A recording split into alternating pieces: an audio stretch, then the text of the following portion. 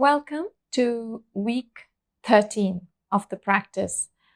I was thinking it would be good to read a little bit to inspire us as we go through this journey of learning and practicing Iyengar yoga. I've been recently looking at this book and I'll put it in the link. It's a short piece of write-up which was made into a book called Mobility in Stability by Geeta S. Iyengar. And there was just a small section. We often think of what is mobility and what is stability in a practice. Of course, in this essay, Geeta ji further elaborates the whole concept, but there was a small paragraph which I thought it would be nice to read before we started our practice. So here goes. It's on the first page, actually, the second paragraph. The word stability is a bit hard to comprehend. We mostly imagine that when everything is fixed and firm, it is stability. However, the stability should not become stale. If it becomes stale, then there's deterioration and devastation. The stability is something that begins from mobility. The origin of stability is in mobility. Nobody can reach stability straight away unless one deals with mobility. Mobility is dynamic, whereas stability without mobility will lead towards stagnation. So she gives a short example. Even in our regular life, we see if life has to settle, first there are efforts. For example, a newborn baby first struggles a lot for breath, since now onwards, it has to become independent from the mother's body. This first struggle itself is the mobility in order to make the baby's life stable. So, in a way, as we go through this journey of practice, we are for sure going to encounter these moments of difficulty, perhaps resistance, both in our bodies, in our lives, in our emotional patterning. And the path of practice is to keep going, to keep working through that gently, patiently, and knowing that there is no quick remedy. And I know our culture kind of encourages this hacking kind of culture, like what's the hack? Right? What is the quick fix?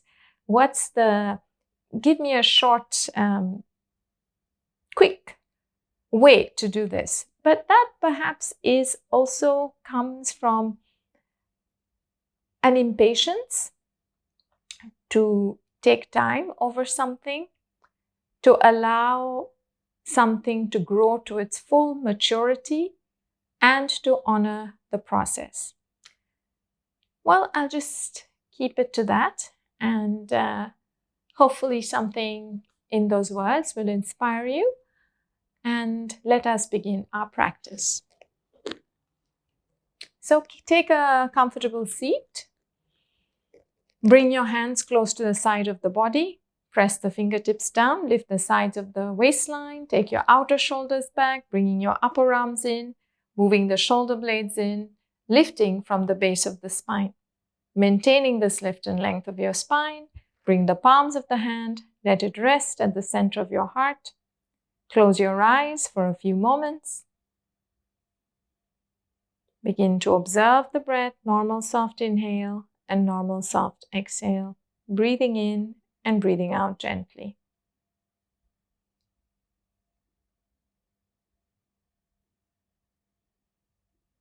And now let's begin with 3 Oms. Take a deep, slow, long inhalation.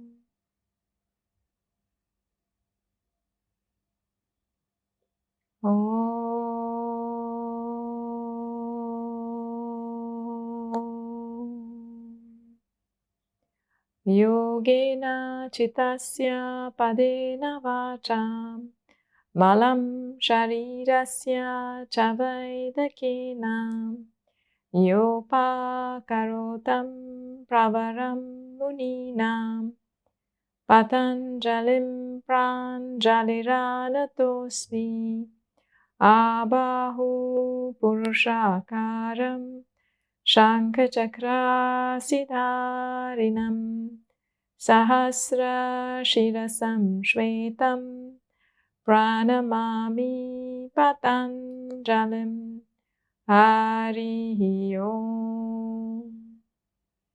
Take a long, slow, deep inhalation and exhalation. Gently lower your head down, release the hands, and open your eyes.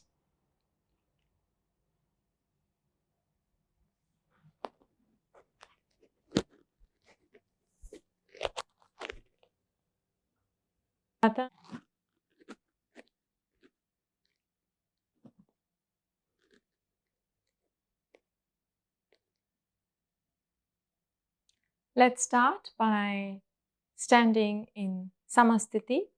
Bring your big toes close together.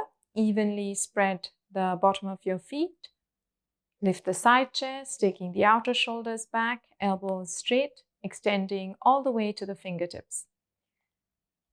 We're going to start with Utthita Trikonasana. So bring your hands in the center, bend your knees, jump and spread your legs out. Stretch from the center of the chest all the way to the fingertips. Turn your right leg out. Turn your left toe slightly in. Keep your weight heavy on the outer edge of your left foot. Lift both sides of the waistline. Spread from the center of the chest. With an inhalation, go down. Place your hands down on the leg. Use the top arm to turn from the abdomen, turn from the chest, and keep lifting up through the fingertips. Look straight. If you don't have any neck tension, then turn your head to gaze towards your left thumb. Be firm on the outer edge of your left heel. Press into the right big toe. Extend it from the inner ankle all the way to the feet. With an inhalation, come back up. Turn your toes in. Turn your left leg out completely. Turn your right toes in. Again, be firm on the outer thighs, keeping the outer thighs moving into the body. Lift both sides of the waistline. Spread from the center of the chest, stamping the outer edge of your heel. Take a deep inhale, and with an exhalation, going down. Moving the left hand down, you can hold on to your shin. Use the top arm to turn, lift the sides of the chest. Usually one side of a chest tends to shrink. Keep lengthening the bottom side of the chest. Turn from the left side all the way up to the right. And keep the outer edge of your right heel firm, right thigh tight.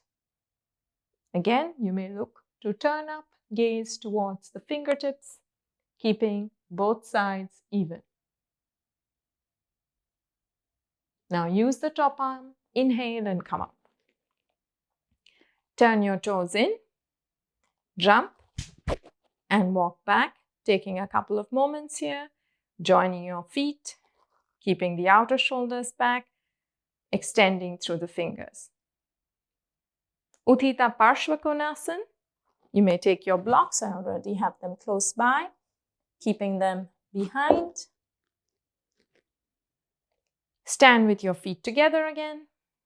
Pressurize the bottom of your feet. Take your attention to your outer thigh bones, moving the inner thighs back, moving the buttocks in. Bring your hands in the center. Bend your knees. Jump and spread your legs out. Stretch from the center of the chest. Turn your right leg out. Turn your left toes in. Again, keeping the weight heavy. Take a deep inhale. Lift both sides of the waistline as you bend your front leg. Go down from the hip.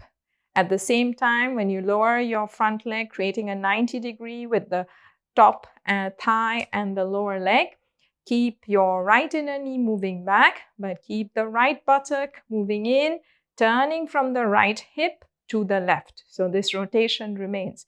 So maintain the rotation as you elongate the whole right side of your torso and place your hand down. Adjust the position of your block as you wish. Once you've got this connection, bring your left hand once more on the hip. Remember to keep your right knee moving into the arm, but lifting the right hip bone up, turning from the right to the left, keeping the left outer hip in. Press into the outer leg and then stretch your arm across. Create a line from your waistline all the way up into the upper arm, but from the hip also ground your legs. So as you can see, in creating the stability of our posture, our asana, there is a lot of movement that is involved, like a lifting action, a pressing action, a turning action. And that is the movement which is creating this stable pose. If we weren't doing this, there would be a sort of stagnant collapse of the pose. And that is related to what we were perhaps looking at or reading or trying to understand in Gita Ji's statement in the book. So let's use the top arm, inhale and come up. Bring your hands down. Turn your toes in. So creating this movement of pressing down, lifting the thighs up, opening from the center of the chest, keeping your eyes looking steady. Turning your left leg out again, turning your right toes in, seeing that your hips are level, moving the left hip into the body, maintaining the lift and length of your spine, bending from the hip as you go down. Again, you want to see that your left buttock stays in, though you go down from the hip. When you reach your left arm, keep the turning action, stretching of that left side. Let it go down, maintaining the length. And then when you place your hand on the block, adjust your hand in such a way so that you can go back and re-establish those actions. So we move from the left inner knee to the outer knee. We move from the left buttock in so that we can create the lift of the hip, the rotation of the chest, and elongate the torso away from the right leg, maintaining the weight on the right outer heel. Now when we stretch our arm, we are trying to stretch that whole right side, keeping the rotation movement of the torso and also making sure our right inner knee is lifted, grounded, so we can lengthen the right side of the chest. Lowering the hip, moving the knee to the arm, turning from the left side to the right side. Now let's use the top arm. Inhale and come up. Turn your toes in, jump your legs, and come back into standing. Pause here for a few moments.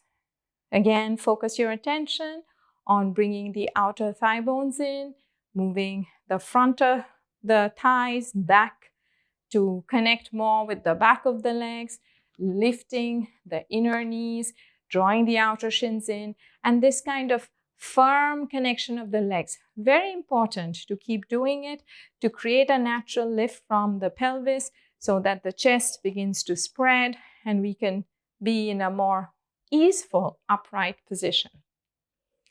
And from here we go to Virabhadrasana 1. So let's move the blocks out as we really don't need it in this case.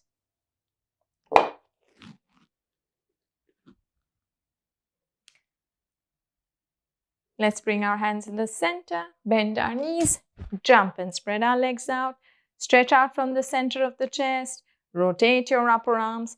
With an inhalation, lift and stretch your arms. Keep the elbows tight. You want to stretch your inner arms, but not by lifting your shoulders. Your shoulders stay down, but you stretch the arms and extend through the fingers.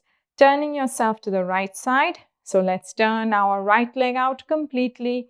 Turn your left toes more in. See that the weight is heavy on the outer edge of the heel. Maintain that lift of the left inner ankle, inner shin bone, and revolve the pelvis, revolve the chest. Keep lifting up, moving the dorsal spine in, move the arms behind your ears and go down, bending the front leg. If your distance isn't enough, then spread your legs more. As you lower your hips down, you want to see that your left thigh is lifting. You're revolving from the back of your left thigh, turning that chest and being firm on the outer edge of your left heel. Reach up, stretch up, go down from the pelvis. Inhale and come up. Turn yourself around. Let's keep the arms up for a little additional challenge if you're up for it. And turn towards the left. Turn your left leg out completely. Turn your right toes in. Stamp the outer edge of the heel. Move that thigh up, hip up, and maintaining this connection, revolving from the pelvis, and then bending that front leg. Keep the outer hips in as you go down, bending the front leg. Revolve the whole right waistline to the left, right side of the chest to the left. Reach up with the arms. Go down from the hip. Be strong on the outer edge of your right heel. Now use the arms. Inhale and come up. Turn yourself around. Turn your toes in. Spread the arms. Jump and come back into standing. Once more, returning back into our neutral position. Look straight. Smooth, steady inhale and smooth, steady exhale. Parivrttta Trikonasana. Once more, bring your hands in the center. Bend your knees. Jump and spread your legs out. First, we turn to the right side. So turn your right leg out. Turn your left foot in. In this case, my back will face you, but then you can get a different view of the posture. Be firm on the back leg. You can use the arms. You can spin from the arms. The arms are not coming forward. The arms stay back, and it's the movement of the chest. And keep moving from the chest. Resist your arm as you go down. Once your hand is on the floor or on the block, you have to see that the whole side of your torso goes down and the arm lifts the top part of the chest. Be firm on the back leg. Draw the right outer hip in. If your hand can go across, you may move it across as you turn. Keep your back leg very stable, moving and keeping the outer hips in. Now from here, look forward, strong back leg. Inhale and come up. Turn your toes in, jump, and walk your legs back. Pause here for a few moments. Normal soft inhale and normal soft exhale. The other side I will show with a block, so that is also possible to see both versions of the pose.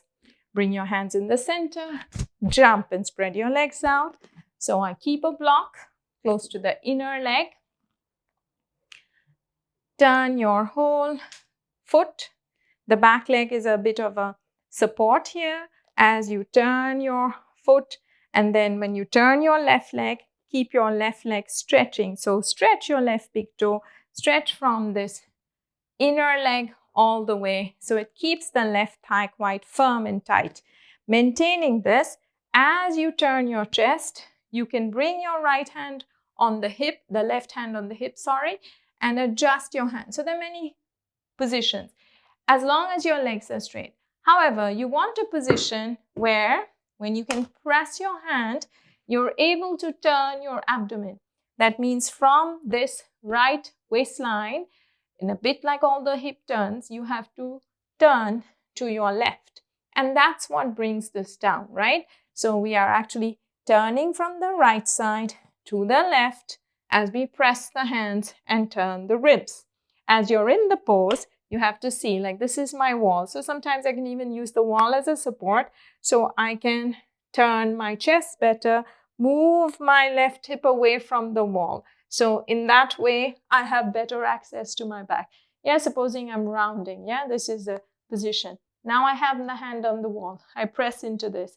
I move my left hip away from the wall, stabilize my right leg, And now I can turn my abdomen, turn my chest more and more, creating a better turning action for my ribs. Keep your head back and move the chest across. Now from here, lift with the arm, inhale and come up. So these props help us, whether it's a wall, it's a block, to get a better movement of our rib cage despite a kind of complex pose, which Parivrttta Trikonasana definitely is. Let us jump back and come back into standing, and we are going to go for Vimanasana.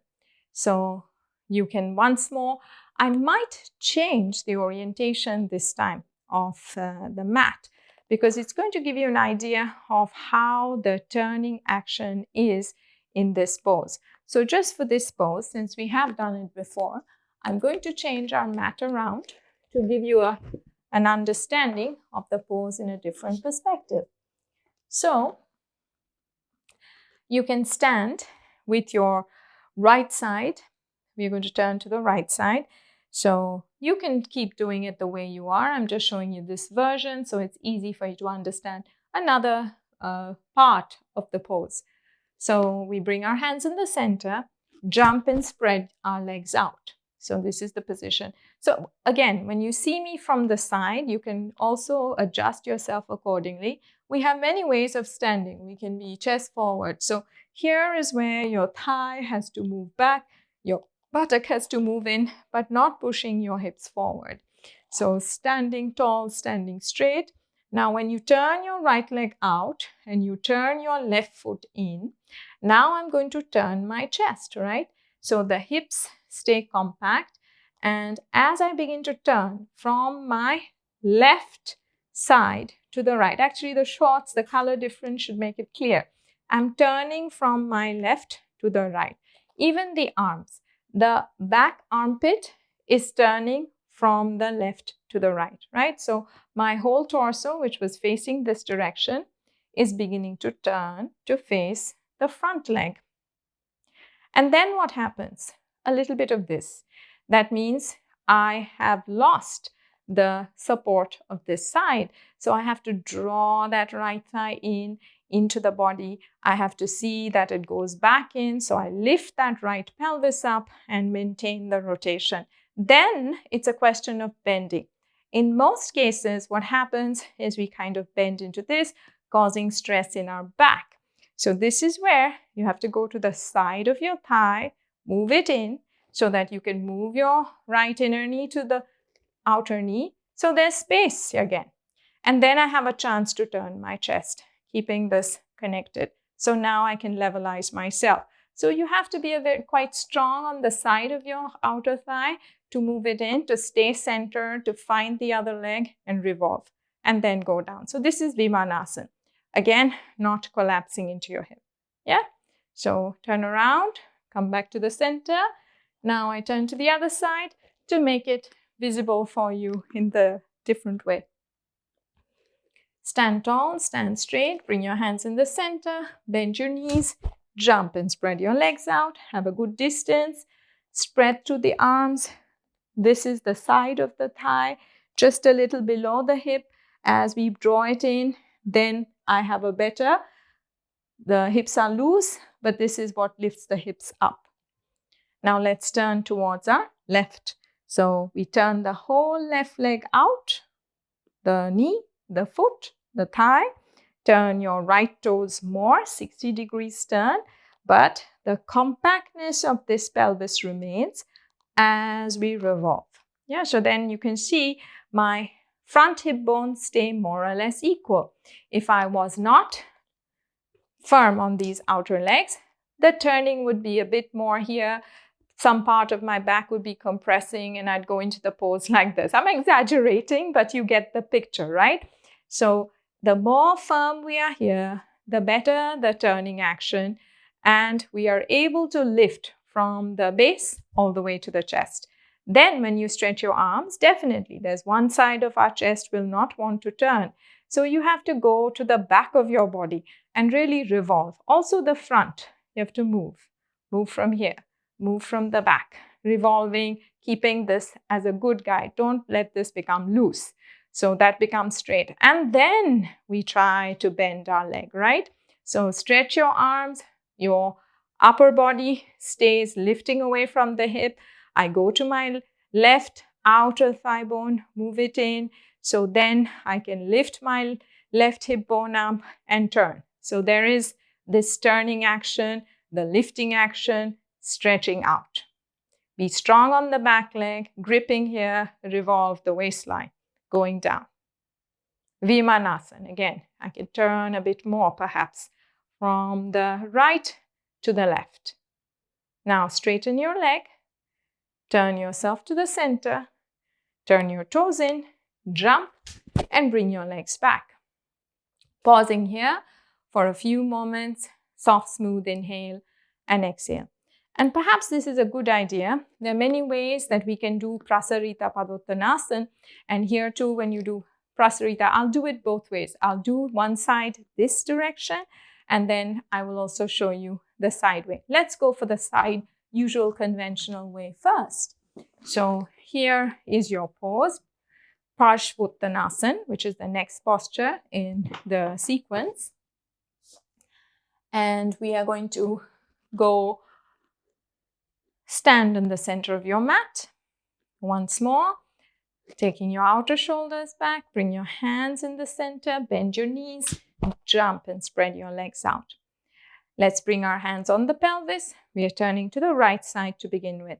So now you're really firm on the outer thigh bones, turning your right leg out completely, turning your left toes slightly in. Keep the outer thighs firm, keep the front of the thighs moving back as you revolve from the pelvis. So again, we want to see that this gives us the lift of the front hip bones. And even when we are going forward, if we keep gripping and we focus on moving the front hip bones forward and create that similar rotation where we are turning from our left waistline to our right and making sure both our hips are level as we go down from this position. And then we have to be patient and see how much can we do this, retaining this. Maybe our hands need to be on the block. And then when we go down, we can go down from the abdomen if our hands reach the floor. Again, it's a question of not closing this side, keeping the legs firm, outer hips in, turning from our left waistline to the right as you go down with your head, releasing down. Your elbows can spread, stretching the sides of the body, keeping the legs stable. Now to come up, straighten out your arms, be strong on the back leg, stretch your right big toe, press into the feet, inhale and come up. Now that's the side view. So I'll change the mat around for the left side for the other view.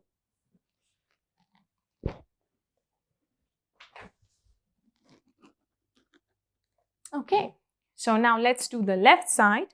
So we stand, bring your hands in the center, jump and spread your legs. So this will also give you an idea of how the torso lands up on the thighs. So we turn our left leg out, the same thinking, the whole thigh has to turn, the inner knee has to turn, the shin bone stays in, so there's a firm connection.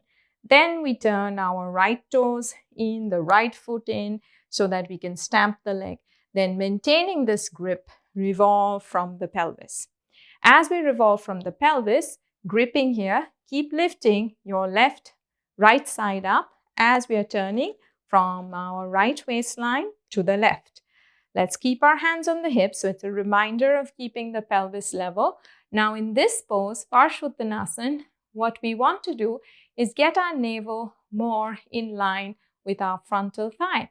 So you have to be firm here. You have to revolve from your right waistline to your left, keeping this waistline long, outer hips as we turn.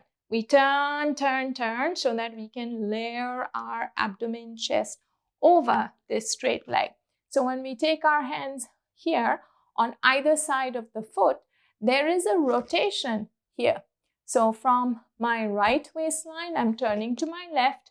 I'm keeping my left hip in and then layering my whole abdomen, chest, head down to go in line with my shin bone.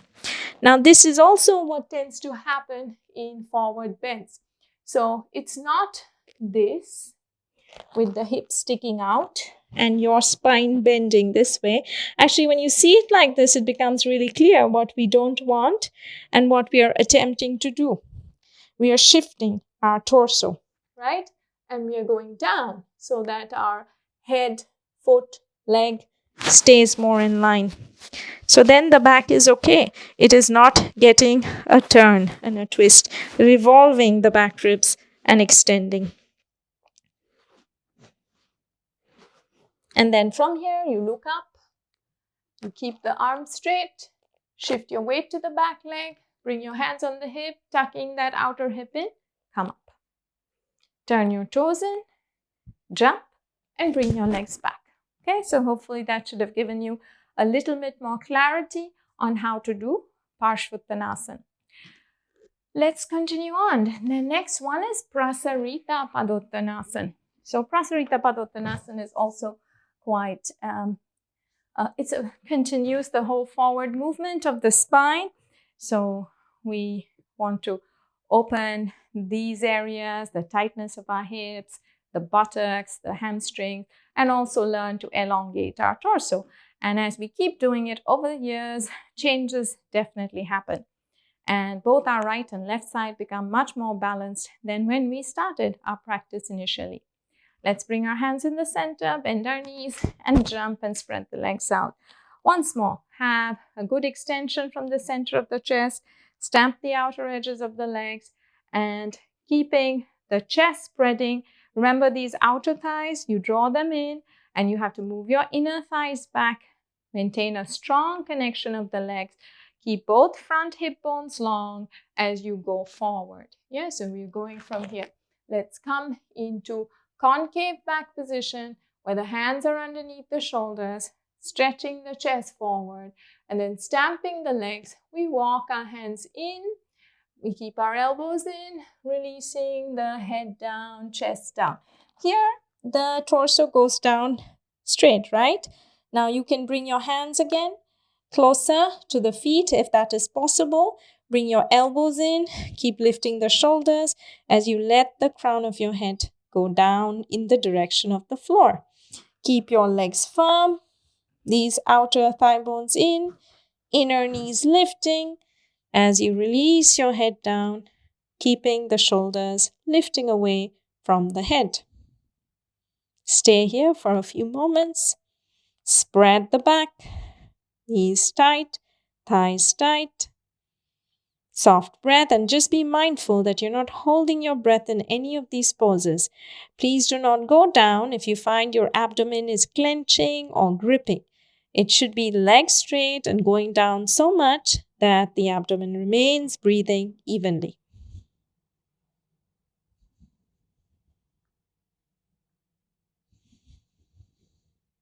Now you're going to come out of Prasarita Padottanasana. Begin to lift your head up. Walk your hands forward. Press into the hands. Walk your feet a little bit in. Hands on the pelvis. Inhale and come up. Great. Now we can bring our hands in and jump and come back to the center. Okay, so moving on, we are going to do Adho Mukha Svanasana and Urdhva Mukha Svanasana. So come to the top of the mat. You can reach up with your arms, lengthening the torso, going down, stretch the arms and place your hands in front. See that your fingers are spreading evenly. Make a good contact with the palms of the hand. Keep looking forward. That really helps to keep that dorsal in. And a big step back with your legs. And when you have this position, it's easier to get the right distance for Adho Mukha. So again, when we are closing here, because we want to maybe get our heels down, you can see, so there's this extension is lost here. So in this pose, at least in the Iyengar method, we are more interested in creating space in the spine with the arms and the legs. So when you press down, even if my heels don't touch, I have to take my legs back enough so that I can get my outer hips, which was this section here we're working on. And we are moving our whole sacrum back after we get the grip. So I grip and then I move it back. Yeah, and then again, I press, I grip, I move the pelvis back, and then I have to actually stretch by pushing down towards the heel to ground it. So the extension, it's like pushing down after you've moved back.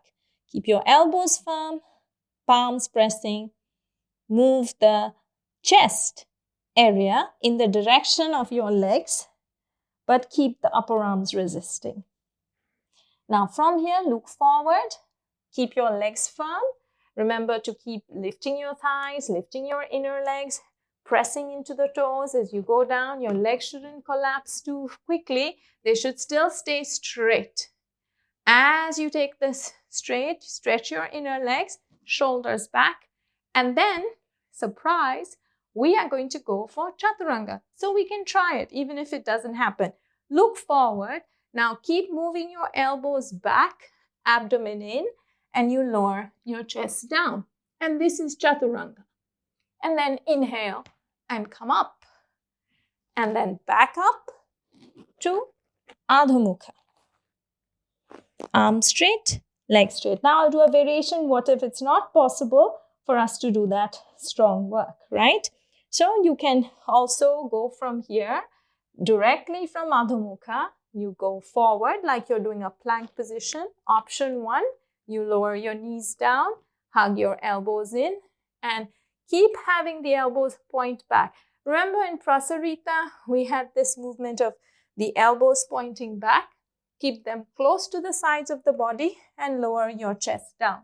Yeah, so we have to build the strength to lower down and then come up.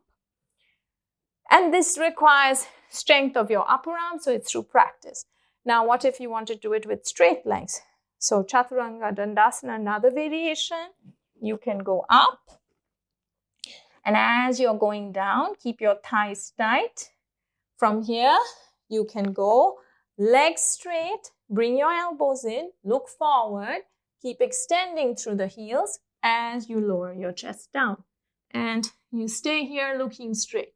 And then from here, you can come up to Urdhva Mukha Svanasana, inner legs stretching, and then once more, Adho Mukha Svanasana. So if you notice, we haven't really done a sun salutation so far. We have been building the poses, but now maybe you're beginning to see that it's possible to go for a sun salutation because we have looked at the poses individually. Now let's walk forward and come up from here. Great. Now our next pose, we're going to give a little rest for the legs. So we come down to Dandasana. So simply sit straight. You can take whatever support you need. Have your legs straight. Relax your feet. Don't be too hard with the feet. Focus on pushing the shin bone down, the thigh bone down, the inner knee, outer knee down. Place your hands close to the sides of the body as you stretch your inner legs long and lift the waistline, the chest, moving the outer hips again. Helps you to lift the front hip bones up and move the dorsal spine in, but keep the front ribs soft, looking straight. Your hands are just there to support you.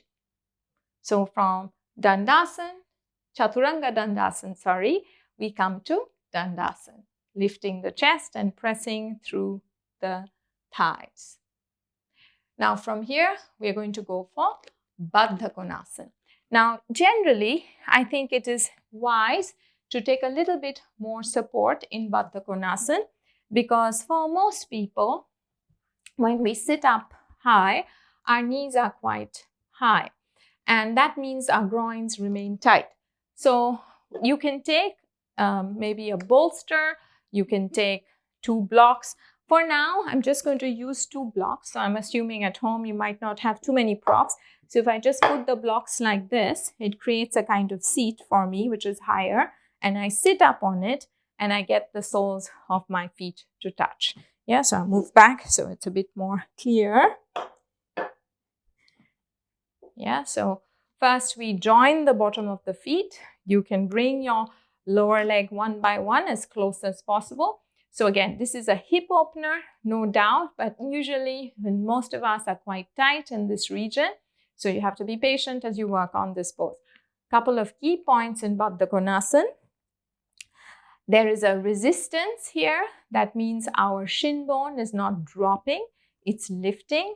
The outer thigh bones are moving in. So the support from the outer legs is what helps us to stretch these legs outward. If the legs are kind of loose, then we are actually gripping from here. And this gripping and the tightness of the groins is because there is not yet much strength in this part of our legs. And that's why we've been practicing all these previous poses where we are really forcing the strength of the outer legs to grow or develop. So let's take a moment. You can place your hands on the support of the block and press your feet into each other. Keep the outer thighs moving in. Move your hips as close as you can get towards your feet, and then stretch from the inner thigh to this inner knee, moving it out in two directions, imagine that this lower leg is becoming longer in that direction and in that direction, and you're pushing back. And use your hands to push your pelvis forward. And that's how we can work on Baddhakonasana. Also, the foot can turn, the outer edges of the feet remain, and this way we can open the legs and lift the front hip bones up, chest up, shoulders back. Stay here for a few moments. Soft, smooth inhale and soft, smooth exhale. Now slowly bring your legs back in. And we are going to go for the next pose, which is Supta Baddhakonasana. So Supta Baddhakonasana is also useful because it helps us to create a nice opening for the chest and to get the hips to open. So we can use a bolster. I'm going to show you. So I'm going to get a bolster.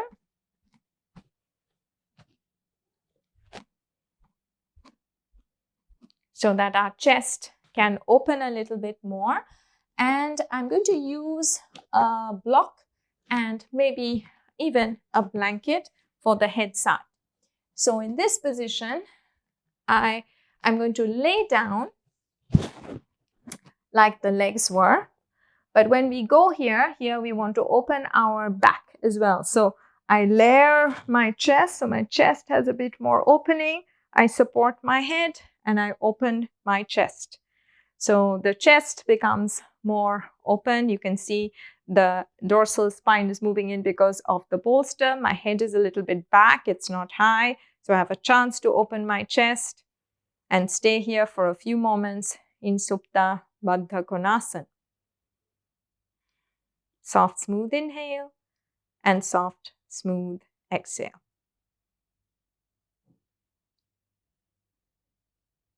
So it also gives you a little restfulness, opening the chest. And opening this chest, we are going to again explore in the next pose, which is going to be helping us for opening the chest in another seated pose.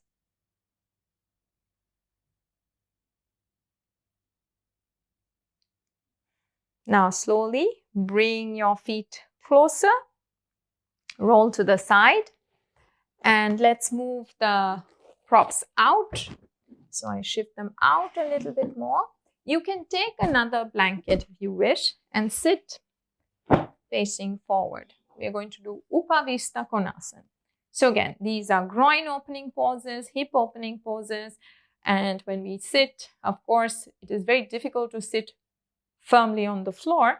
And it's through these actions and movements that it's possible. So focus your attention on your inner thighs. So this is the inner knee, knees not rolling out. Usually there's a big gap between the back of the legs. So as you sit, firmly press your inner legs, outer legs down, relax your feet, stretch your inner legs, grip here so you can lift the front of the pelvis. Here too, you can place your hands close to the side. Think of what you did before, Baddhakonasana, Supta Baddhakonasana, there was that bolster. So move the back ribs in, roll the outer shoulders, lifting the chest and stretching out from your inner legs. Strongly descend the frontal thighs down, keep the outer thigh bones in, stretching from the inner legs all the way to the inner heels. It's a good idea to occasionally check to see your toes are in line. That means you have a good extension from the inner legs. Spread the chest, soft, smooth inhale and exhale.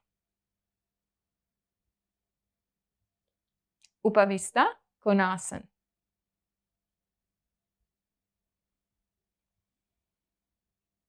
Now slowly from there, we are going to bend our legs and come out. Now we go for Bharadvajasana. So it's a little preparation to further open the dorsal spine. So we can do Sirsasana, which is going to come next. But let's do Bharadvajasana. So you can, I'll show, since the bolster is here, I'm going to also show you a version using the bolster. I'll show both views. So it's easy. So you can sit. The length of the bolster is here. Keep your legs straight. Bend your legs over to your left side. So I'm going to show you this view so that you can see the way the feet are. So it's easy to understand. I think I've done that a few times, but there's so many ways we can do the pose. So sitting higher helps you to lift your sacrum. Your calf muscle rolls out. This outer ankle moves in. So you have a firm connection here. The outer hip stays down. Your knees are straight. Now I go ahead and lift my left arm up because we are turning to the right side first always, pressing the thigh bone down, revolving your ribs, revolving your chest. Grab the outside of your thigh.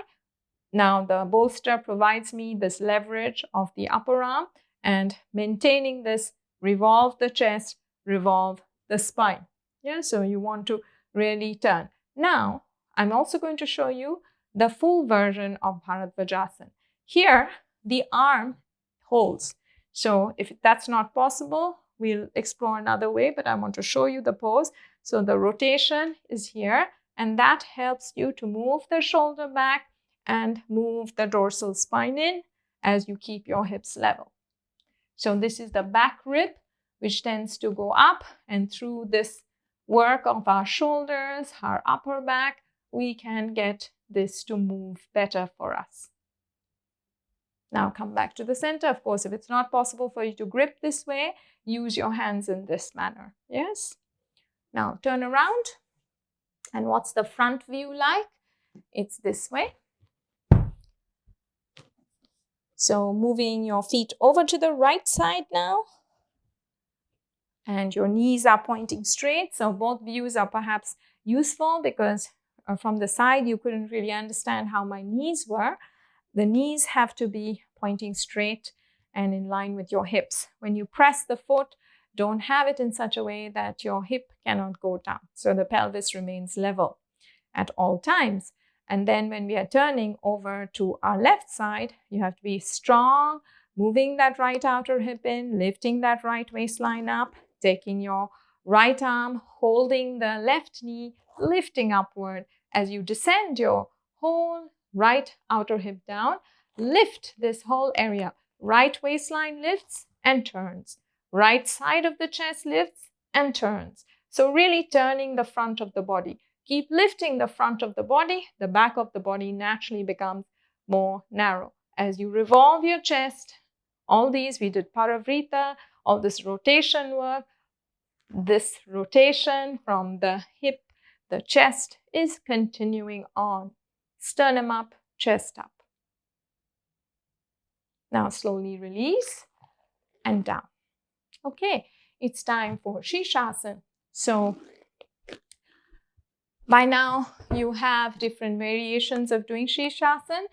So I am going to go ahead and show another way with the wall in this, the wall behind you.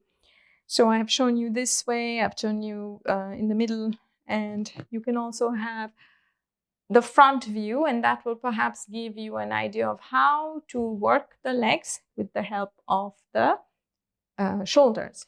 So I'm going to get another sticky mat.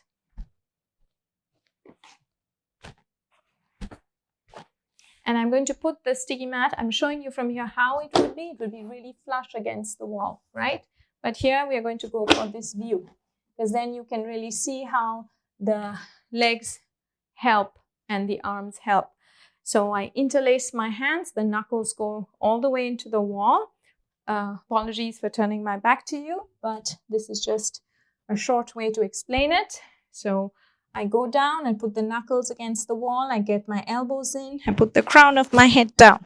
Now, when I press the crown of my head down, I press my forearms down. I start walking in. And again, you can go with knees bent, touch the wall, go up.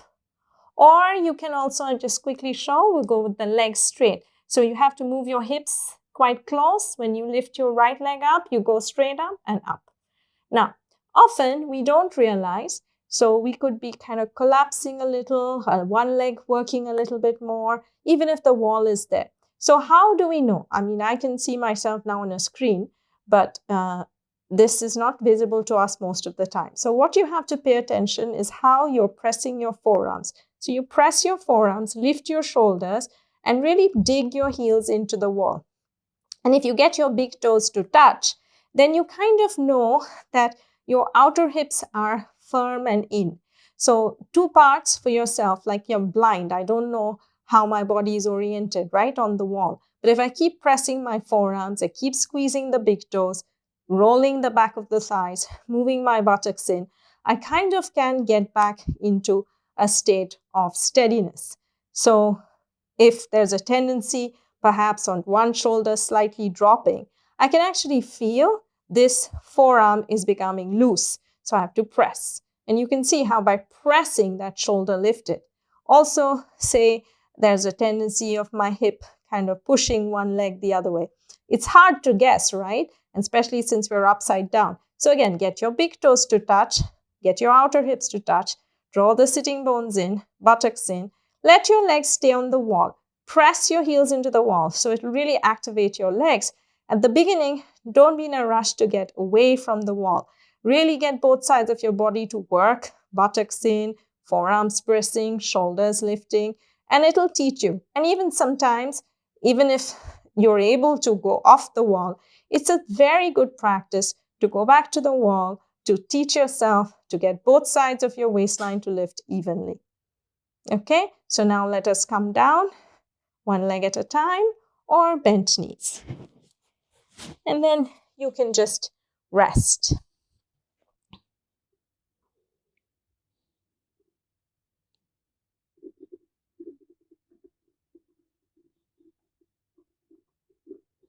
Now slowly begin to lift your head up and come up. Now it's time to do our finishing set of poses. So that means Sarvangasana and a couple more poses towards the end. So please get your props ready. I will put the video off and join you when the props have been set up.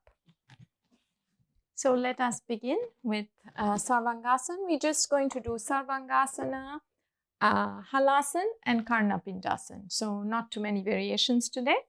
So you can lie down on your support, adjust yourself. Remember to keep your shoulders within.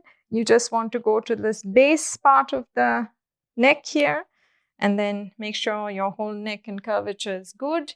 Adjust your hair, any rubber band, anything that's in your way that sometimes can cause a little stress. You can have your bolster so it allows your bottom to lift already. You can press your hands down, pull your knees in, go back and be in Halasana. So again, we are not yet ready to take our legs up here. So remember to either grab your mat or go till you're more on the top of your shoulders. Even use your hands if you want to move it in. Of course, if your legs cannot touch the floor, you know you can use the chair. So take a little bit of time. You can even interlace your hands, hugging the upper arms in, stretching the arms, really feeling that the more you press your upper arms down, this back lifts. And then you can slowly unlock the clasp, dig your elbows, and slide your hands and place it on your back, because this really helps you to lift your back muscle better. Then you start walking your legs and lift your legs up. Yeah, so you feel that you have a way to lift your back as you're in the pose. Otherwise, yes, when the back is collapsing, then the pressure goes to the neck. So please take enough support for yourself so that you can move your shoulder blades in, press into the elbows, buttocks in, and stretching the legs. So stay in Sarvangasana. Again, here too, if you remember what we did in Sirsasana, if you bring your big toes close and even have your heels a little separated, so it makes the outer thighs firm, your legs straighter, you can lift your buttocks, tailbone in, and keep lifting your back. Press your elbows. So here too, this is a good guidance. Sirsasana and Sarvangasana are quite similar. Now, if I take my mind, I often feel sometimes I'm heavier on one elbow. That means I also have to press the other one. So the more I press both, the more even my lift is, and there's less chance of me kind of collapsing into one side. So take your mind occasionally to see which elbow are you putting more weight on. Try to roll the outer shoulders down and press your upper arms firmly to lift the shoulder blades evenly. Thighs tight. Knees tight. You can work your Sarvangasana up to 3 minutes. And if you're just beginning, just touch the pose, do as much as is possible. When you feel your body is collapsing, come down. It's much better to slowly progress than to hold a pose where it causes you harm in terms of the neck or any other vulnerable part. So we are going to come down. Now again, you can join your big toes, keep stretching your legs, perhaps going to Halasana. So now I can really look at my legs, and then once I'm down, the outer hips come in, the lift of the thighs remain, and I stay for a few moments in Halasana. Here, the hips actually go far back more, so the back lengthens.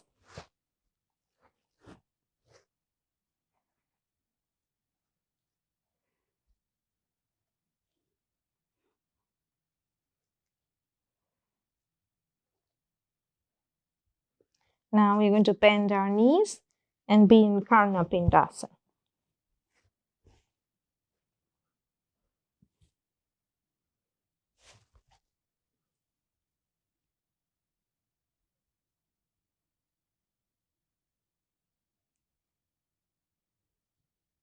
Now once more, hold your back, slowly come down. Be there quiet for a few moments.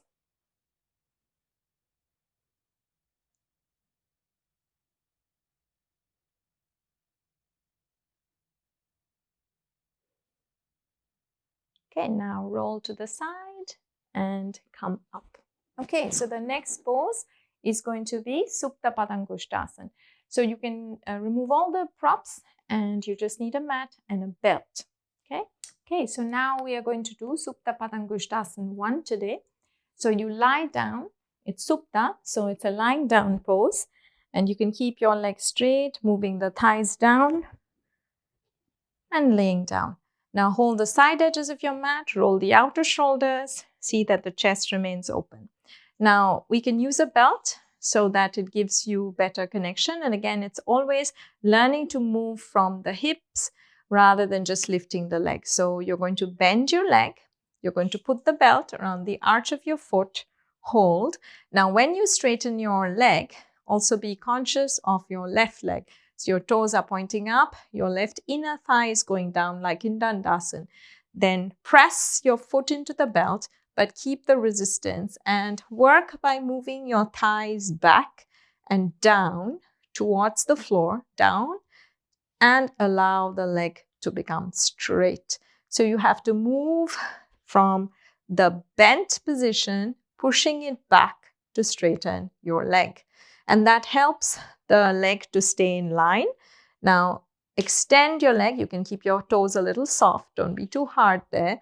Focus your attention to move the quadricep to touch the hamstring in this direction and down, opening the calf muscle towards the heels and stretching the leg long. Extend the leg, also be conscious of the straight leg. Supta Padangustasana 1, making our legs straighter and straighter. Now change. So straightening the leg, and it actually prepares you for the next two forward extensions, which is Janu Sirsasana and Paschimottanasana. So it opens the hamstrings more. So go ahead and bend your left leg, again pulling the knee in so it's bending, but as you straighten, you press your foot with a bit of resistance, moving the thigh back slowly till the leg becomes straight. And that way, when the leg is straight, it's not bent or the lower waistline. So again, it's very similar to what we've been doing. Our outer thigh bones have to stay in, our front hip bones have to be free here as we work on straightening the legs on both the right and the left. Also, when you're lifting your left leg, be mindful of your right outer thigh. Don't let it go out. It pulls your left leg in. So you have to bring that right outer thigh in, press your right thigh down, and then it automatically adjusted my left leg. Abdomen should be soft, not hard. Now slowly release and take the belt out. Now you can use whatever height you need. Otherwise, I'm going to use the bolster and do Janu Paschimottanasana first, then Janu Sirsasana, and then Paschimottanasana one more time. So that kind of repetition actually makes the pose more open. So it's the first attempt of Paschimottanasana. Legs straight, pushing down, outer hips in. Reach up with your arms, lengthening the torso, lifting the front hip bones, taking the abdomen. Very similar to Parsvottanasana. Remember how we layered our whole body over? And again, if that's not possible, you have to take whatever height is right for you so that your back is soft and you're able to rest with your head, right? You can even use this kind of version of the bolster, or you can have your head down, or you can stay for a few moments. We worked on Supta Padangustasana. So try to see here also if you can descend your thigh bone down and stretch your inner legs long. Paschimottanasana. Now begin to lift your head up. Come up. Janu Sirsasana. Right leg bends. Reach up with your arms. This turning action we've been learning, your knee is going back. It's very similar to Baddhakonasana, right? Knee back, thigh in, hip up, turning as you go forward. So all these actions, how the knee goes back, how the leg bones extend, lifts up, turns as you go forward. All these poses add up one after another. Also, we turn our ribs. The back ribs move in, like in Bharadvajasana. Now inhale and come up. Other side. Left leg bends, heel comes into the groin. Keep your leg straight. Your knee moves back. Let me turn around the other way. It's easier to understand. So your left leg is bent. You're moving the knee back. The thigh rolls in. Moving from this position, lifting upward, maintaining the lift and length of your spine, going forward from the hip. Reach with the arms as you go down. Hold your foot. Again, moving the dorsal spine in. Turning from your left waistline to the right. Turning from the left side of the chest to the right and descending down. Be strong with your legs. Remember to be weighted on the inner knee, stretching your inner legs as you go down. Janu Sirsasana. Elbows up, so the sides of the chest are open. Inhale and come up. And let's do one more final Paschimottanasana. So again, descend your thighs down, extend the calf muscle, lift the waistline, lift the chest, reach up with the arm, lifting the torso, going forward. Try to see if you can reach beyond. And then once you're here, again, keep the elbows lifted so you can further stretch the armpit chest. It helps you to move the dorsal spine in and your head goes down. Again, I'm going to do the last one a bit more restful. So I put the bolster for my forehead and I can stay quiet. Yet I am working. So this is that, though it's a stable pose, there's small parts of action which is going on. The outer thighs in, the inner knees down, abdomen soft, spreading the shoulder blades away from each other, keeping the neck soft. Let the forehead rest on the support.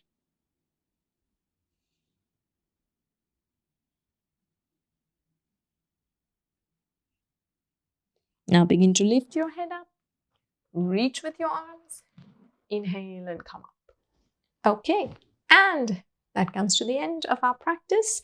You can use the bolster perhaps for Shavasana. So you can lie down. It's nice to give the bolster like a heavy weight, so it quietens your thighs. You go down on your elbows, lengthen the sacrum, lift the chest. Of course, take some support if you need for your head. Otherwise, relax your arms and legs and give yourself a few moments of quietness in Shavasana. Soft, smooth inhale and soft, smooth exhale.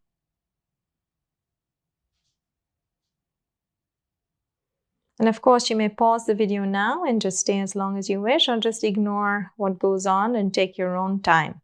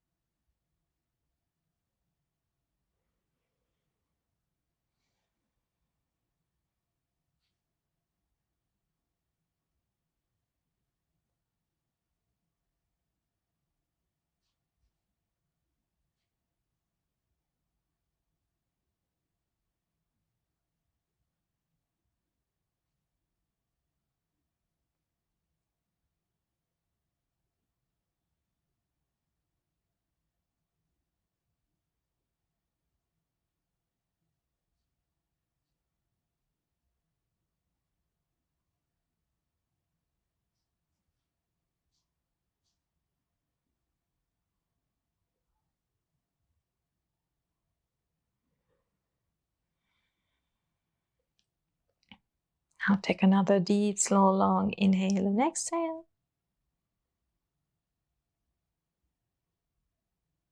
And then gently bring your right hand, your left hand back on your belly. Move the bolster a little bit to the left side so it helps you to bend your right leg, your left leg. Roll over to the right side. You can bend your right arm, resting your head on the upper arm.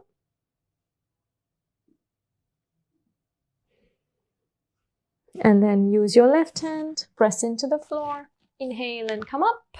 And that completes week 13 of the practice. So if you have come so far, well done.